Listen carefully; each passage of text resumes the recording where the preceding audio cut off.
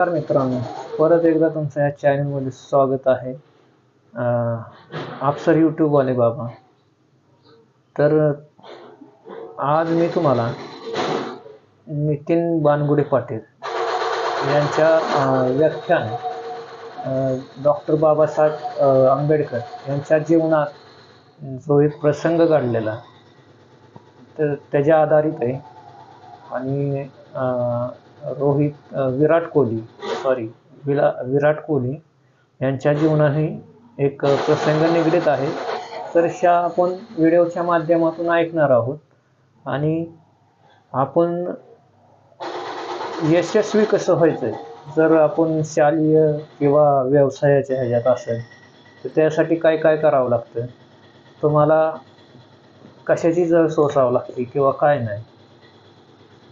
ह्या व्हिडिओच्या माध्यमातून तुम्हाला यशाचं शिखर कसं गाठायचं आहे, ध्येय कसं पूर्ण करायचं तर या व्हिडिओच्या माध्यमातून तुम्हाला समजणार आहे. तर असेच नवनवीन व्हिडिओ पाहण्यासाठी तुम्ही आमच्या चॅनलला सबस्क्राईब करून घ्या आणि कमेंट करायला विसरू नका. लाईक शेअर नक्कीच करा. जास्तीत जास्त लोकांपर्यंत आमचा हा व्हिडिओ म्हणजे आमचा नाही तुमच्यासाठीच प्रेरणादायक आहे हा व्हिडिओ. तर हा व्हिडिओ जास्तीत जास्त लोकांपर्यंत शेअर करा. तर हा व्हिडिओला स्टार्ट करतो. साईटला बघा तुम्ही व्हिडिओ. तर व्हिडिओला स्टार्ट करतो. भीमराव म्हणले ठीक आहे, जेवायला लागले, जेवण झालं. दुसऱ्या दिवशी पेपर देऊन आले, जेवायला बसले. जेवता जेवता परत वडिलांना विचारलं, बाबा तुम्ही नाही जेवत? भीमराव तुमचं होऊ द्या, तुमचं झालं की मी जेवतो. तिसऱ्या दिवशी चौथ्या दिवशी जेवता जेवता बाबासाहेब आंबेडकर आपल्या वडिलांना विचारायचे, बाबा तुम्ही नाही जेवत? आणि रोज वडिलांचं उत्तर ठरलेलं, तुमचं होऊ द्या, तुमचं झाल्यावर मी जेवतो. 5व्या 6व्या दिवशी पेपरवरनं आल्यावर डॉक्टर भीमराव आंबेडकर जेवायला बसले होते. जेवता जेवता अचानक त्यांच्या लक्षात आलं की मी रोज वडिलांना विचारतो तुम्ही नाही जेवणार, आणि ते सांगतात तुमचं झाल्यावर मी जेवतो. पण माझं जेवण झाल्यानंतर टोपलीत भाकरीच शिल्लक राहत नाही, तर माझ्या नंतर माझे वडील मग खातात काय? त्यांनी जेवता जेवता वडिलांना विचारलं, बाबा मी रोज तुम्हाला विचारतो तुमचं जेवण, आणि तुम्ही सांगता की भीमराव तुम्ही जेवून घ्या, तुमचं झाल्यावर मी जेवतो. पण बाबा माझं जेवण झाल्यानंतर टोपलीत भाकरीच शिल्लक राहत नाही, मग तुम्ही खाता काय? तुम्हाला भूक नाही का लागत? तसे रामजी बाबा म्हणाले, भीमराव माझी भूक या भाकरीनं भागणारी नाही. तुम्ही एवढे मोठे व्हा की तुमचं ते मोठेपण बघूनच माझं पोट भरेल. भीमराव तुम्ही मोठे व्हा. आणि या चॅनलमध्ये या व्हिडिओच्या माध्यमातून तुम्हाला माझी भूक अन्नानं नाही, यश कसं मिळवायचं, तुम्ही मिळवलेल्या ज्ञानानं भागेल. भीमराव यशापर्यंत कसं पोहोचायचं, परिस्थिती नाही, तुम्ही शिक्षण क्षेत्रात असता, घरात नीट उजेड नाही म्हणून आम्ही अभ्यासाला बसत नाही. तर याच्यावर आधारित आहे. ज्यांच्या घरात वीजच नव्हती आणि रस्त्यावरच्या विजेच्या खांबाच्या दिव्याखाली ज्यांनी शिक्षण घेतलं ते डॉक्टर बाबासाहेब आंबेडकर कोलंबिया विद्यापीठात गेले. आजही तिथं गेला तर त्या प्रवेशद्वारावर लिहिलंय अमेरिकेच्या कोलंबिया विद्यापीठात शतकातील सर्वोत्तम विद्यार्थी डॉक्टर बाबासाहेब आंबेडकर. काय परिस्थिती होती तिथंच कुणीतरी एक धनिक पुत्र त्यांच्या बरोबर शिकायला 18 तास बाबासाहेब आंबेडकर अभ्यास करायचे. रात्रभर टिपणं काढत वाचत बसायचं. तो धनिक पुत्र एकदा बाबासाहेबांना म्हणाला, बाबासाहेब अहो शरीराला थोडी झोप घेत जा, दुपारचं पोटभर जेवत जा. तसे बाबासाहेब आंबेडकर त्या धनिक पुत्राला म्हणाले, झोपायला मला वेळ नाही आणि दुपारचं जेवायला माझ्याकडं पैसे नाहीत. तो धनिक पुत्र काळजीनं म्हणाला, मग बाबासाहेब अहो तुम्ही जगणार कसे?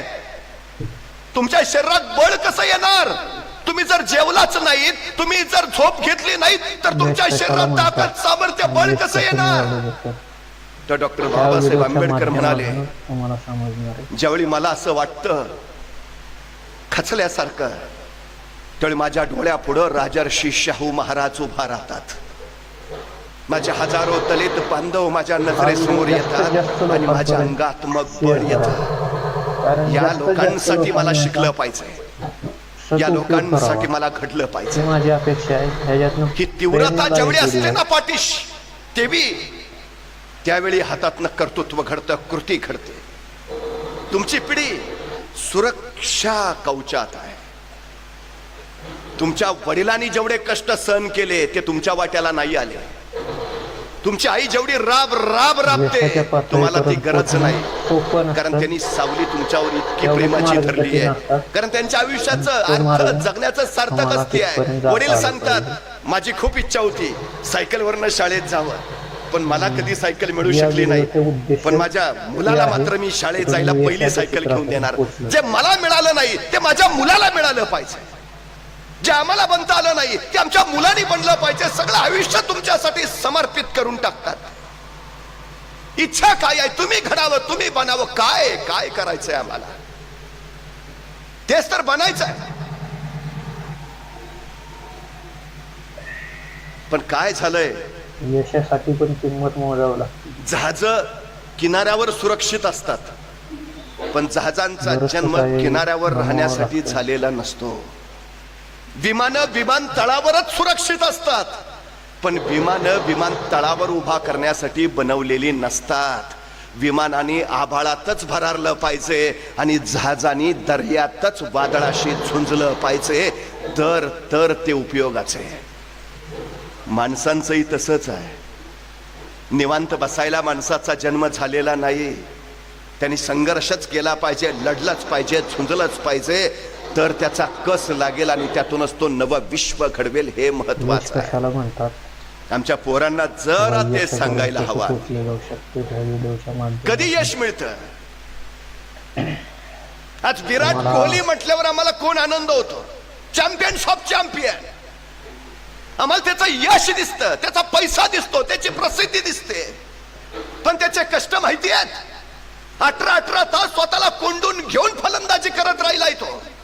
दिल्लीच्या फिरोजशाह कोटला मैदानावर दिल्ली विरुद्ध कर्नाटकची क्रिकेटची मॅच चालली आहे आणि अचानक खेळता खेळता निरोप आलाय तुझे वडील मरण पावलेत. तो विराट कोहली तसा घरी आलाय. आईला विचारलाय काय करू? आई म्हटली या क्षणी तुझे वडील असते तर त्यांनी तुला काय सांगितलं असतं? विराट म्हणाला माझे वडील मला हेच म्हटले असते, खेळायला जा, तर तुझं ध्येय पूर्ण कर, बाकी गोष्टीकडे लक्ष देऊ नकोस. आणि वडिलांचं प्रेत घरात ठेवून तो विराट कोहली फिरोजशाह कोटला मैदानावर खेळत राहिला. हे दिलाय त्यानं, किंमत वजा केली, दिली आहे किंमत. मोठं कधी होतं? हा त्याग करावा लागतो, सोसावं लागतं, सहन करावं लागतं, स्वतःला जाळून घ्यावं लागतं. तेवढी यशाचा उजळपण आमच्या वाट्याला येतो. ही तयारी हवी आमची. उगाच नाही होत. सगळं आहे तुमच्यात, वापर करायला हवा, क्षमता बाहेर काढायला हव्या. जगत असताना खूप अडचणी येतात. कारण देणं याव करणं त्याव काही नाही हो. त्या अडचणींना मात करणं काही नाही. काम आहे. असंख्य माणसं आम्ही अशी परिस्थितीशी झगडत आणि झुंजत. आणि एक लक्षात घ्या, ज्यांची परिस्थिती उत्तम असते त्यांच्यातल्या क्षमतांना बाहेर यायला वावच मिळत नाही. आणि ज्यांची परिस्थिती खडतर असते त्यांच्या क्षमतांना वाव असतो. हे सगळ्यात महत्वाचं. अशी असंख्य माणसं तुम्ही बघितल्या आजूबाजूला. मेहनत करावीच लागते, कष्ट करावेच लागतात. सगळ्यात महत्वाचा, एका राजानं 2 गरुडाची पिलं आणली. एक आकाशात भराऱ्या मारायला लागला, दुसरा मात्र जागाच सोडेना.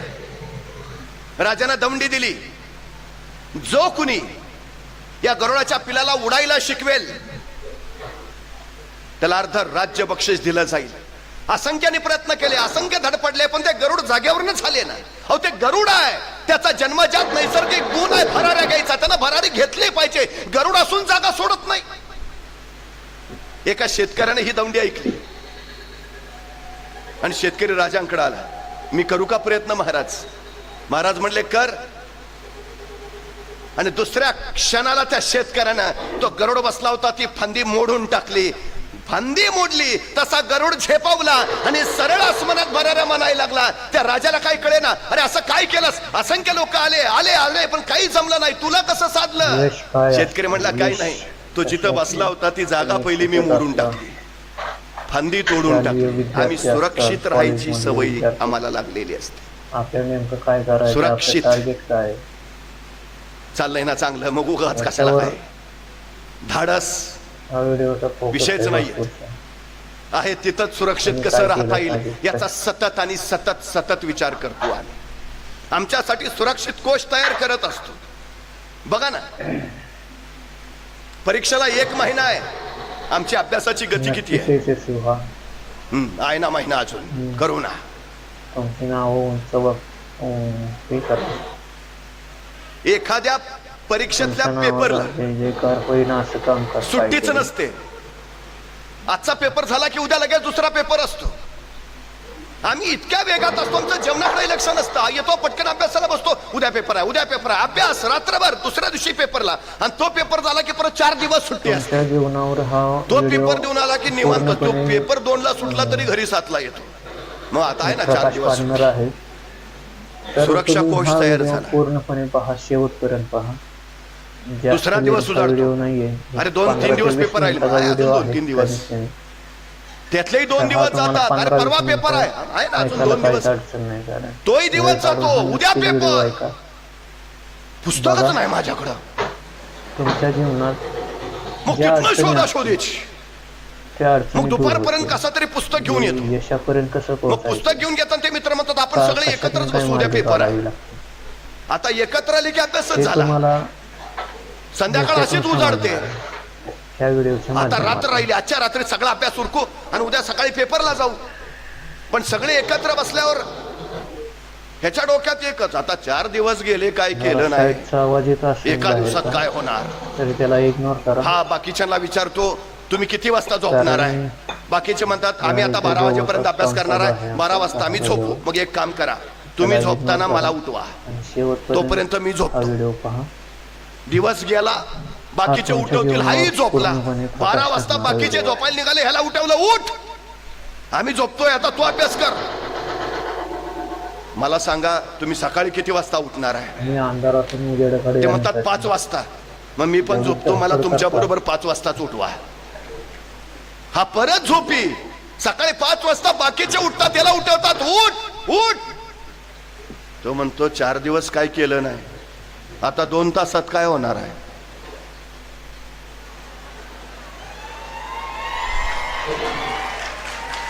काय उपयोग आहे? काय तुम्हाला जितकं जास्त मिळेल ना, वेळ काळ सगळं, सोयी सवलती सुविधा, तुम्ही सुरक्षित सुरक्षित सुरक्षित. कष्ट संघर्षाची तयारी संपून जाते. कंपर जोड सोडून टाका, फांदी मोडून टाका स्वतःची, त्याशिवाय आसमानात भरारच घेता येत नाही. हे पहिलं लक्षात घ्या. गरुडाला गरुड का म्हणतात? त्याची झेप गरुड झेप का होते? पोपट कावळा चिमणी यांच्या झेपा गरुड झेपा का नाही? काय फरक आहे त्यांच्यात? तुम्हाला माहिती आहे, गरुडाचं पिलू ज्यावेळी जन्म घेतं त्यावेळी त्याची आई सरळ त्याला आपल्या पंजात पकडते आणि सरळ आसमानात भरारी घेते. नुकताच जन्माला आलेलं पिलू, नुकताच जन्माला आलेलं पिलू, त्याला श्वास कसा घ्यायचा माहित नाही, वारा म्हणजे काय माहित नाही, आभाळ कसं असतं कळत नाही, जगणं मरणं काय काय माहित नाही. नुकताच आयुष्यात आलंय, आईनं कुशीत घ्यालं, सावरावं भरवावं आवरावं, पण तीच आई जन्मताच त्या पिलाला आपल्या पंजात पकडते आणि उंच आभाळात अधिक अधिक अधिक उंच जाते. त्या पिलाला काही समजेना उमजेना आणि अपाट उंचीवर गेल्यावर त्या गरुडाच्या आईनं आपल्या पंजातल्या आपल्या पिलाला सरळ खाली सोडून दिलं. वाऱ्याच्या वेगानं ते पिलू सर सर सर सर खाली यायला लागलं. आता खाली आपटणार, कपाळ मोक्ष होणार, संपलं. ते अर्थ साथ घालतं, याई याई याई पकडणं, याई धरणं, याई घेणं कुशीत, याई. ते वेगात खाली खाली येत आहे आणि ती आई मात्र वरच्यावर फक्त घिरट्या घालत राहते. पिलू खाली खाली खाली अर्थ हाक मारतं, साथ घालतं, याई ये ना ग, याई घेणं जवळ, याई. पण ती आई येत नाही. पिलू आता काही अवकाश राहिलेला आहे, आता आपटणार मरणार. आणि ज्या क्षणी त्याला कळतं आई येत नाही, त्या क्षणी ते सगळी स्वतःची शक्ती एकवटत, स्वतःचे पंख बाहेर काढतं, त्या पंखात सामर्थ्य आणतं. बघता बघता वाऱ्यावर स्वार व्हायला लागतं आणि एक क्षण असा येतो ते वाऱ्यावर स्वार होत आणि सगळी शक्ती एकवटून एक उंच गिरकी गुण भरारी घेत आणि वर आईला सांगत, आई जमलं ग.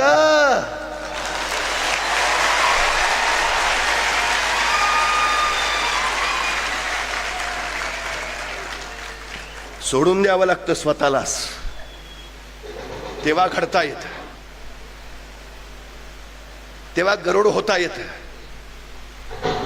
सगळ्यात महत्वाची गोष्ट आहे ती ही, पालकांनी सुद्धा त्या गोष्टी लक्षात घेतल्या पाहिजेत. प्रत्येक पालकाचं स्वतःच्या मुलावर प्रेम असतंच हो, पण त्याला घडवायचं असेल ना तर थोडस असं उंच नेऊन सोडून द्या खाली.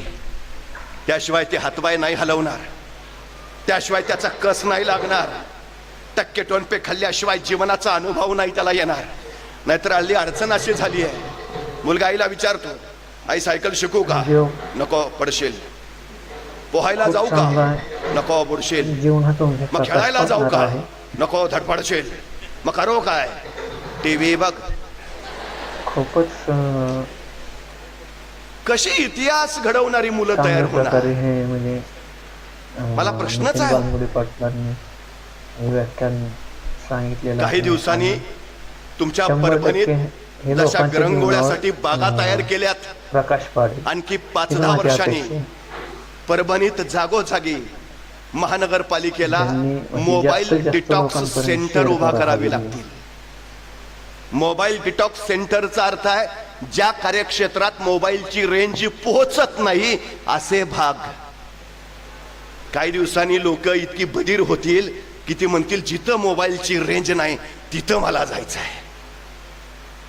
आताच सुरू झालंय ते. बागा नाही, उद्या मोबाईल डिटॉक्स सेंटर उभा राहतील की जिथं रेंज नाही लोक तिथं जातील, तिथं शांत बसतील, तिथं स्वतःशी संवाद साधतील, विचार करतील, आपण काय आहोत, काय करतो आहोत जगणं. आणि ह्या पिढीला तर ते आहेच, हे वाट्यालाच आहे. क्षमता मारत निघाला तुम्ही, लक्षात घ्या. लोकांच्या जीवनात मान्य आहे मला, म्हणजे प्रेरणादायक व्हिडिओ. आमच्या पोरांच्या अपयशाची सगळ्यात मोठी कारणं सध्या जर कुठली असतील तर पुस्तकांपेक्षा त्यांचा वेळ मोबाईलच्या स्क्रीनवर जास्त जातो. हे डॉक्टर बाबासाहेब, आता या व्हिडिओला इथंच थांबवू आणि पुढच्या व्हिडिओत, म्हणजे या चॅनलला तुम्ही सबस्क्राईब केलं नसेल तर सबस्क्राईब नक्कीच करून घ्या. आणि अजून नवनवीन व्हिडिओ असेच तुम्हाला बघायला मिळणार आहेत. तर तुम्ही ह्या चॅनलला सबस्क्राईब करून घ्या. आणि तुम्हाला व्हिडिओ कसा वाटला ते कमेंट करून सांगा. शेअर करायला विसरू नका आणि लाईक 100%च करा. तर धन्यवाद.